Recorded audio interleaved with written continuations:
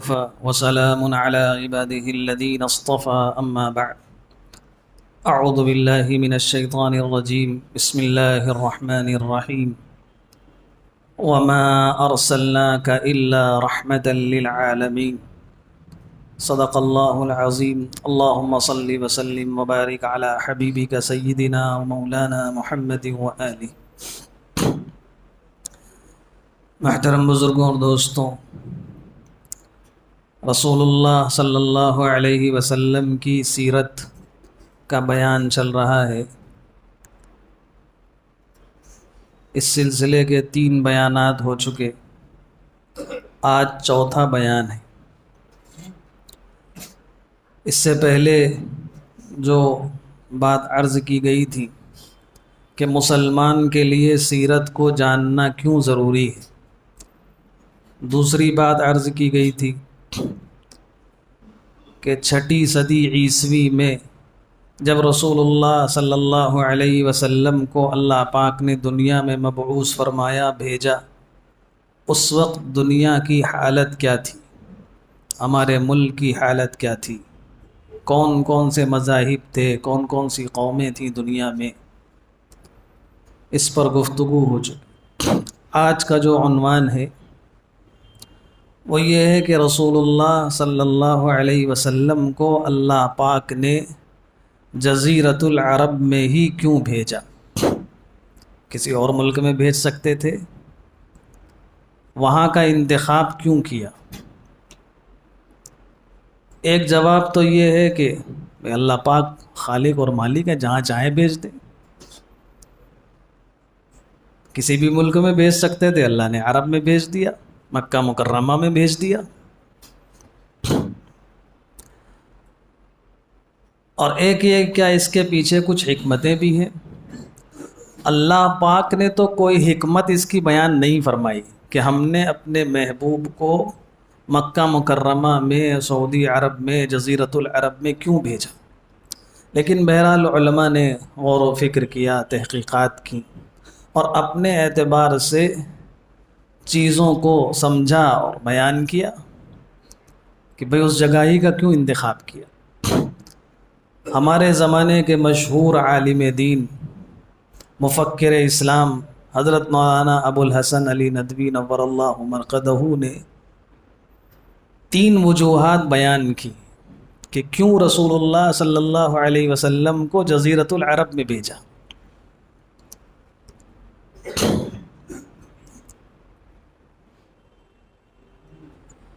ایک وجہ تو حضرت نے یہ بیان فرمائی، عربوں کا مزاج کیا تھا، اس مزاج کو تفصیل سے بیان کیا ہے کہ کس قوم کے اندر ایسی خصوصیات ہوتی ہیں جو دنیا میں اپنے پیغام کو، میسج کو پہنچا سکتی. جو خصوصیات ہونی چاہیے وہ ساری عربوں کے اندر موجود تھی. دوسری وجہ حضرت نے بیان فرمائی، جزیرۃ العرب کا جو محل وقوع ہے، دنیا کے نقشے کے اعتبار سے جزیرۃ العرب جہاں واقع ہے وہ ایسی جگہ ہے کہ وہاں سے ساری دنیا میں پیغام کا پہنچانا آسان ہے. اور تیسری وجہ حضرت نے بیان فرمائی کہ حضرت محمد الرسول اللہ صلی اللہ علیہ وسلم چونکہ ابراہیم علیہ السلام کی دعا ہے، دعا مانگی تھی، اور کہاں مانگی تھی؟ جب خانہ کعبہ تعمیر کیا. وَإِذْ يَرْفَعُ إِبْرَاهِيمُ الْقَوَاعِدَ مِنَ الْبَيْتِ وَإِسْمَاعِيلُ، اس میں اس کے بعد چند دعائیں ہیں. انہی دعاؤں میں سے دعا مانگی تھی، رَبَّنَا وَابْعَثْ فِيهِمْ رَسُولًا مِّنْهُمْ يَتْلُو عَلَيْهِمْ آيَاتِكَ وَيُزَكِّيهِمْ وَيُعَلِّمُهُمُ الْكِتَابَ وَالْحِكْمَةَ. یہ جو دعا مانگی ہے خانہ کعبہ کی تعمیر کے وقت، اور یہ دعا اللہ پاک نے قبول فرمائی، اور خانہ کعبہ مکہ مکرمہ میں ہے، اس لیے اللہ پاک نے اس دعا کا ظہور بھی وہیں فرمایا. یہ 3 وجوہات حضرت نے لکھی. تو پہلی وجہ تو یہ کہ عربوں کا مزاج، ان کے اندر برائیاں تھیں، اور حضرت ہی نے، حضرت مولانا ابو الحسن علی ندوی نور اللہ مرقدہ نے اپنی ایک کتاب میں اس کا ذکر کیا ہے، دنیا کے الگ الگ خطوں میں جو کمیاں تھیں، جو برائیاں تھیں، وہ کسی نہ کسی شکل میں وہاں بھی موجود تھیں۔ اس کے باوجود عربوں کے اندر جو خصوصیات تھیں، وہ جس بات کو صحیح سمجھ لیتے تھے اس کے لیے پھر اپنی جان بھی دینا ان کے لیے بالکل آسان تھا۔ حق اگر سمجھ لیا صحیح ہے، وہ اسی پہ چلتے تھے، ان کے اندر منافقت نہیں تھی۔ یہ تو مدینہ منورہ میں جب رسول اللہ صلی اللہ علیہ وسلم ہجرت فرما کر تشریف لے گئے، اور وہاں کے جو یہودی تھے وہ بھی دراصل وہاں کے نہیں تھے، وہ تو اپنی کتابوں میں پڑھ کر آئے تھے کہ یہاں آخری نبی ہجرت کر آئیں گے، اس لیے بس گئے تھے، ورنہ عربوں کے مزاج کے اندر منافقت نہیں تھی۔ وہ سادہ دل تھے، جس کی طرف ہوتے تھے پوری طرح سے ہوتے تھے۔ ہم نے ایک عالم صاحب کے بیان میں بات سنی، کہیں پڑھی تو نہیں ابھی تک، غزوہ بدر کے موقع پر ابو جہل جو مسلمانوں کا سب سے بڑا دشمن تھا، جس کو اس امت کا فرعون کہا گیا، مارا گیا غزوہ بدر میں جو پہلی جنگ ہوئی مسلمانوں کی۔ تو جب وہ مرنے لگا تو جس نے مارا تھا ان سے کہنے لگا کہ جب میرا سر کاٹنا تو ذرا سینے کی طرف سے بڑھا کر، تاکہ جب مجھے رکھا جائے تو یہ دور سے نظر آئے کہ سردار کا سر اونچا دکھے۔ یعنی یہ ان کے مزاج فطرت میں تھی، شجاعت، بہادری، کہ ہم سردار ہیں تو ہم ڈر کر نہ مریں، یہ مزاج کے اندر تھا۔ منافقت، اور جس کے لیے غزوہ صلح حدیبیہ کے موقع پر جب صلح لکھی جا رہی تھی تو سب سے پہلے لکھا گیا کہ یہ صلح ہو رہی ہے محمد الرسول اللہ اور مکہ، تو جو لوگ صلح کرنے ہیں انہوں نے کہا اگر ہم آپ کو رسول اللہ ہی تسلیم کر لیں تو جنگ کا ہے کہ پھر تو ہم آپ کے ہیں، آپ جو کہیں گے ہر بات آپ کی ماننے کے لیے تیار ہیں۔ یعنی اگر ہم نے مان لیا آپ کو رسول اللہ، پھر اب پیچھے نہیں ہٹیں گے، ابھی تو ہم مانتے نہیں ہیں آپ کو رسول اللہ، اس لیے آپ سے معاہدہ کر رہے ہیں۔ تو آپ نے وہ لفظ ہٹا دیا، صرف محمد ابن عبداللہ لکھا۔ یعنی جس کو وہ تسلیم کر لیتے تھے پھر اس میں منافقت اور ریاکاری نہیں، بالکل دل سے تسلیم کرتے تھے، اور اس میں اپنی جان دے دینا بھی ان کے لیے آسان تھا، یہ مزاج تھا۔ دوسرا، زبان کے بے انتہا پکے تھے، وعدے کے بالکل سچے تھے، کچھ بھی ہو جائے، یعنی اگر دشمن کی لڑائی بھی ہے تو بھی اپنی بات کا پاس و لحاظ رکھتے تھے۔ رسول اللہ صلی اللہ علیہ وسلم نے جب ہجرت فرمائی ہے تو ہجرت کے موقع کا یہ جو ہجرت کا سفر ہے، مکہ مکرمہ چھوڑ کر مدینہ منورہ آپ تشریف لے گئے، اتنی رازداری کا سفر تھا۔ جو لوگ وہاں گئے ہیں انہوں نے دیکھا ہوگا غار ثور ہے، غار ثور مکہ سے مدینہ منورہ جانے کے راستے میں نہیں ہے، اس کا رخ الگ ہے، لیکن جو کہ اپنے سفر کو چھپانا تھا اس لیے آپ دوسرے ڈائریکشن میں مکہ مکرمہ سے نکلے اور غار ثور میں جا کر 3 دن قیام کیا، اور وہاں سے پھر عام جو راستہ تھا مکہ مکرمہ سے مدینہ، اس لیے کہ سارے لوگ تلاش کر رہے تھے، وہ ایک چھپ کر خاموشی سے سفر تھا، پتہ چل جاتا مکہ کے لوگوں کو تو پکڑ لیتے، پتہ نہیں کیا کرتے۔ آپ نے اس زمانے کے ایک کافر کو جو صحرائی راستے سے، ریگستانی راستوں کا بڑا واقف تھا، اس سے بات کی کہ تم فلاں موقع پر فلاں دن فلاں جگہ آ جانا، اور ہمیں مکہ مکرمہ سے مدینہ منورہ کا جو راستہ جنگلات سے اور بیابان سے ہوتے ہوئے جاتا ہے، صحراؤں سے، وہاں سے لے چلنا۔ بات ہو گئی، معاہدہ ہو گیا، پورے مکہ مکرمہ میں ڈھونڈ مچی ہے، لوگ ڈھونڈ رہے ہیں، اونٹوں کا اعلان ہو گیا ہے کہ جو بھی زندہ یا مردہ پکڑ کے لائے گا اس کو اتنے انعام ملیں گے، اور لوگ تلاش کر رہے تھے۔ جس سے یہ وعدہ کیا تھا عبداللہ ابن عریقت، اگر یہ چاہتا تو یہ بتا دیتا کہ ہمیں تو معلوم ہو کہاں چھپے ہیں، ہمیں جا کر ملنا ہے ان سے، ہم سے معاہدہ ہو چکا ہے، لیکن وہ زبان کے اتنے پختہ تھے کہ اتنی مخالفت کے باوجود، کفر کے باوجود اس نے راز پاش نہیں کیا، اپنے آپ کو، اس راز کو اپنے اندر رکھا۔ یہ ان کی خصوصیات تھی، بے انتہا زبان کے سچے۔ شجاعت اور بہادری ان کی گھٹی میں پڑی ہوئی تھی، اسی لیے وہ کسی سے ڈرتے اور دبتے نہیں تھے۔ ذرا سی کوئی بات ہوتی تھی بس فوراً تلواریں نکل آتی تھی۔ کتنی وہی شجاعت جب اسلام قبول کیا تو اسلام کے لیے لگنے لگی، جب تک جہالت تھی تو جہالت میں لگ رہی تھی۔ تو یہ خصوصیات تھیں، اور بھی بہت سی حضرت نے خصوصیات لکھی ہیں۔ ان خصوصیات کی وجہ سے اللہ پاک نے مکہ مکرمہ، اس کے برخلاف دنیا کی جو دوسری قومیں تھیں ان کے یہاں یہ خصوصیات نہیں تھی۔ خود ہمارے ملک میں، ہندوستان میں، یہاں کی تو حالت ہی بے انتہا خراب تھی۔ معبودوں کی کثرت، آپس میں اونچ نیچ، برادری واد، اتنا کچھ لوگ تھے جن کو بلند سمجھا جاتا تھا، باقی سارے انسان جن کو شودر اور پتہ نہیں کیا کیا، ان کی زندگی جانوروں سے بدتر تھی۔ یہ تو اسلام نے آ کر حقوق سکھایا اور سکھایا کہ تمہارے بھی کچھ حقوق ہیں تب کچھ آگے بڑھے، یہ اسلام کی دین ہے۔ روم، ایران، ان سب کے اندر یہ یعنی ہوا کے رخ پر چلنے والی یہ قومیں تھیں کہ جدھر طاقت ہے ادھر اس کے ساتھ ہو لو، بس اپنا کوئی معیار، اپنا کوئی منصب، اپنا کوئی فکر اور یہ کچھ نہیں تھا۔ عربوں کے اندر ایسا نہیں تھا، وہ ہوا کے رخ پہ نہیں چلتے تھے، وہ جس کو صحیح سمجھتے تھے اس کا ساتھ دیتے تھے۔ اللہ تعالیٰ نے اس لیے عربوں کا انتخاب فرمایا۔ اس میں ایک سبق ہمارے لیے بھی ہے، اگر ہم واقعی جب اللہ تعالیٰ نے اس دین کی اشاعت کے لیے سب سے پہلی جماعت کا جو انتخاب کیا اس کے اندر یہ خصوصیات تھیں، اس سے پتہ چلا کہ جس قوم کو اس دین کی آبیاری کرنی ہے، اس دین کو دوسروں تک پہنچانا ہے، اس کے اندر یہ خصوصیات ہونی چاہیے۔ اور میں اپنے آپ سے اور آپ سے پوچھتا ہوں، آپ بتائیے آج ہماری زبان پہ کون بھروسہ کرنے والا ہے؟ اگر ہم کسی سے کہہ دیں کہ ہم فلاں دن تم سے ملیں گے یا اتنی دیر میں آ رہے ہیں یا تم پیسے دے دو اتنے دیں، اپنا سگا بھائی آج ماننے کے لیے تیار نہیں، دوسروں کی تو چھوڑیے۔ ہماری زبان کی کیا حیثیت رہ گئی؟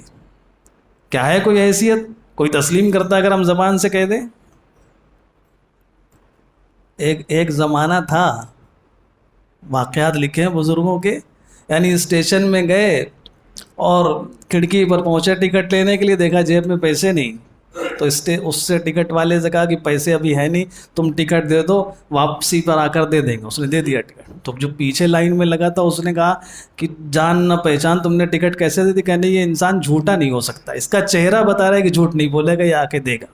یہ مسلمانوں کی پہچان تھی۔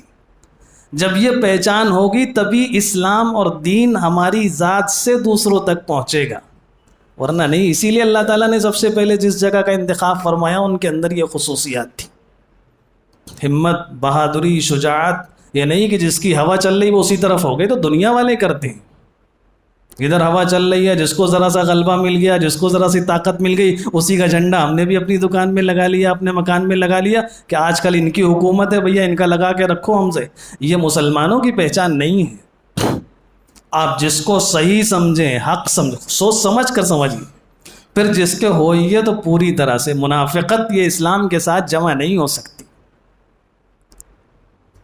دوسری خصوصیات جس کو حضرت نے بیان فرمایا، جس کی وجہ سے اللہ تعالیٰ نے جزیرۃ العرب کا انتخاب فرمایا اپنے آخری محبوب صلی اللہ علیہ وسلم کو دنیا میں بھیجنے کے لیے، اس کا محل وقوع اس وقت کی دنیا، یعنی 6 صدی عیسوی میں 3 بر اعظم تھے دنیا میں، ایشیا، یورپ اور افریقہ۔ آپ اگر اس کا آج نقشہ دیکھیں تو جزیرۃ العرب بالکل درمیان میں ہے تینوں کے۔ ایک طرف ایشیا ہے، ایک طرف یورپ ہے اوپر، اور ایک سائڈ میں افریقہ ہے۔ باقی نیچے خط استوا سے ایکویلیٹر جس کو کہتے ہیں، اس کے نیچے آج بھی بہت زیادہ آبادی نہیں ہے، جتنی آبادی ہے سب اوپر ہی ہے۔ یعنی جس زمانے میں رسول اللہ صلی اللہ علیہ وسلم تشریف لائے اس وقت تو دنیا کے رقبے کے اعتبار سے بھی جزیرۃ العرب ساری دنیا کے بیچ سینٹر میں تھا۔ اور خاص طور سے آج تو انٹرنیٹ کا دور ہے، آپ بھی اے آئی سے یا کسی سے بھی معلوم کریں کہ دنیا کا سب سے درمیانی حصہ کون سا ہے، وہ بھی آپ کو جواب دے گا کہ مکہ مکرمہ ہے۔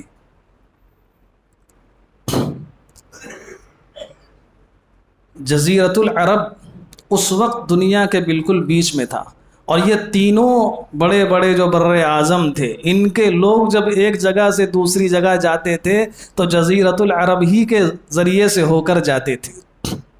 یعنی یہ ایک ایسا سینٹر تھا کہ تینوں بر اعظم یہاں کے لوگ یہاں آ کر مل جاتے تھے۔ اس لیے اللہ تعالیٰ نے ایسی جگہ کا انتخاب فرمایا کہ یہاں سے آسانی کے ساتھ تینوں بر اعظموں میں کم وقت میں بات پہنچائی جا سکتی ہے، اس لیے انتخاب فرمایا۔ اب بہت بعد میں امریکہ دریافت ہو گیا، اس کے بہت بعد میں آسٹریلیا دریافت ہو گیا، ابھی ایک اور ملک دریافت ہو گیا، ایک اور بر اعظم، ابھی جہاں حالانکہ وہاں زیادہ آبادی نہیں ہے۔ اس کے باوجود اب نقشے کے اعتبار سے تو خانہ کعبہ جزیرۃ العرب بالکل درمیان میں نہیں ہے، لیکن دنیا کی آبادی کے اعتبار سے جتنی آبادی ہے وہ خط استوا سے جو ایکویلیٹر ہے دنیا کے بیچ کا حصہ، 80 سے 90% آبادی اوپر ہے، باقی 10 سے 20% آبادی نیچے ہے۔ اب آبادی کے اعتبار سے اگر ساری دنیا کا سینٹر دیکھا جائے، آج بھی مکہ مکرمہ اور جزیرۃ العرب ہے۔ تو جو مرکز ہوتا ہے وہ کسی بھی جگہ کا بالکل دنیا، اسی لیے مکہ مکرمہ کو بعض کتابوں میں اس میں ناف دنیا بھی کہا گیا ہے، یعنی دنیا کی ناف، جیسے انسان کی ناف ہوتی بیچ میں، ایسے ہی مکہ کا نام لکھا ہوا ہے کہ مکہ کا معنی ہی ہے دنیا کی ناف۔ اللہ تعالیٰ نے اس لیے کہ اسلام ساری دنیا کے لیے تھا، اللہ تعالیٰ نے اس کا سینٹر دنیا کے بیچ میں بنایا تاکہ ساری دنیا کے اندر آواز پہنچانا آسان رہے۔ کوئی یہ نہ کہے کہ ہم سے تو اتنی دور ہے، وہاں کیسے جا سکتے، ہر جگہ سے برابر رکھا۔ اور تیسری وجہ جس کو حضرت نے لکھا ہے کہ خانہ کعبہ کا وجود، اللہ تعالیٰ نے دنیا میں ان اول بیت وضع للناس، سب سے پہلا گھر جو بنا تھا وہ خانہ کعبہ دنیا میں بنا تھا اللہ کی عبادت کے لیے، اور خانہ کعبہ مکہ مکرمہ میں، اس لیے اللہ تعالیٰ نے اپنے محبوب صلی اللہ علیہ وسلم کو مکہ مکرمہ میں بھیجا۔ خاص طور سے جو لوگ کوئی بڑا کام کرنے کا ارادہ رکھتے ہوں، ان کے لیے اس میں ایک سبق ہے کہ ہم اس کام کا محل وقوع، اس کام کے لیے آفس، اس کام کے لیے آپ کوئی بڑا بزنس کرنا چاہتے ہیں، فیکٹری کس جگہ بنا رہے ہیں، اس کی بڑی اہمیت ہوتی ہے محل وقوع کی، کہاں پر آپ بیٹھے ہیں، وہاں سے کہاں تک جا سکتے ہیں۔ اللہ تعالیٰ نے ایسی جگہ اپنے محبوب کو بھیجا کہ ساری دنیا کے لوگ وہاں پر آتے تھے، ملک کا سینٹر تھا ساری دنیا کا، بات پہنچانا بالکل آسان تھا سب جگہ۔ یہ 3 وجوہات حضرت نے لکھی ہیں جس کی وجہ سے اللہ تعالیٰ نے اپنے محبوب صلی اللہ علیہ وسلم کو جزیرۃ العرب میں مبعوث فرمایا۔ بہرحال اور بھی وجوہات ہو سکتی ہیں، اور بھی حکمتیں ہو سکتی ہیں، ہو سکتا ہے علماء نے اور بھی بیان کی ہوں، آپ سوچے تو آپ کو کچھ اور بھی سمجھ میں آ جائے، کچھ بھی ہو، اللہ تعالیٰ نے اپنے محبوب صلی اللہ علیہ وسلم کو جزیرۃ العرب میں بھیجا، اور پھر وہاں کے ذریعے سے ساری دنیا کے اندر صرف جو مکی دور ہے وہ تو 23 سالہ دور ہے، نبوی دور، نبوت کا جو زمانہ ہے، ان 23 سالوں میں بھی اگر آپ کام کا وقت دیکھیں گے تو شروع کے جو 13 سال مکہ مکرمہ میں، اس میں مکے میں ہی پورا الجھ کے رہ گئے، وہیں کے لوگوں کو سمجھایا، وہاں کے لوگوں نے پھر وہاں سے جب مدینہ منورہ آئے اور جب کام کا کچھ موقع ملا، مکہ کے لوگوں نے حملہ شروع کر دیا، اور 6 سال تک مسلسل جنگیں ہوتی رہیں۔ اس کے بعد 6 سال کے بعد سے جو 4 سال آخری کے ہیں، اگر غور دیکھا جائے تو صرف یہی 4 سال ہیں جس میں ساری دنیا کے اندر بات پہنچائی، عمرہ کو خطوط لکھے، اور انہی 4 سالوں میں حالت بالکل پلٹ گئی۔